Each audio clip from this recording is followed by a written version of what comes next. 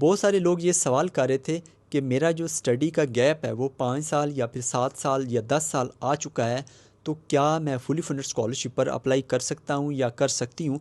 तो मैं उनको बता दूं कि जो ज़्यादातर स्कॉलरशिप्स होते हैं उनमें जो एज है वो बेसिकली गैप नहीं लिखा होता, बल्कि उसमें लिखा होता है कि आपकी जो एज है वो इतनी होनी चाहिए। उसमें बाज़ औक़ात मिनिमम लिखी होती है, बाज़ औक़ात मैक्सिमम लिखी होती है।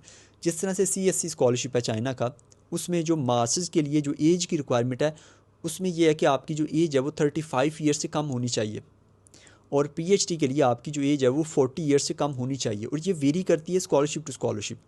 डिफरेंट स्कॉलरशिप्स की जो एज की रिक्वायरमेंट है वो डिफरेंट होती है, और आपका गैप वगैरह नहीं देखा जाता, आपकी एज देखी जाती है। और बाज़ वक़्त इस तरह से होता है कि जो स्कॉलरशिप है वो ये कहते हैं कि आपकी एज जो है वो 18 साल या 20 साल से ज़्यादा होनी चाहिए मास्टर्स के लिए और PhD के लिए। कुछ इस तरह से रिक्वायरमेंट होती है, यानी कि या तो वो मिनिमम एज रिक्वायरमेंट बता देते हैं या फिर वो मैक्सिमम बता देते हैं।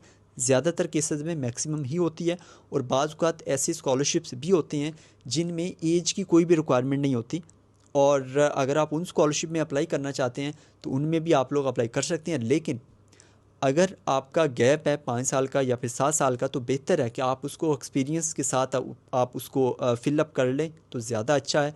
उसकी वजह यह है कि आप ज़्यादा देर कट ऑफ रहेंगे या आप कोई भी काम नहीं कर रहे होंगे, तो आपके लिए थोड़ा-सा मुश्किल होगा स्कॉलरशिप को सिक्योर करना। तो इस तरीके से आप लोग कर सकते हैं। लिहाज़ा जो गैप है वो जितना मर्ज़ी है, आपने सिंपल जो एज की रिक्वायरमेंट है, यानी कि कितने ईयर से कम आपकी एज होनी चाहिए या ज़्यादा होनी चाहिए, आपने उसको फुलफ़िल करना है।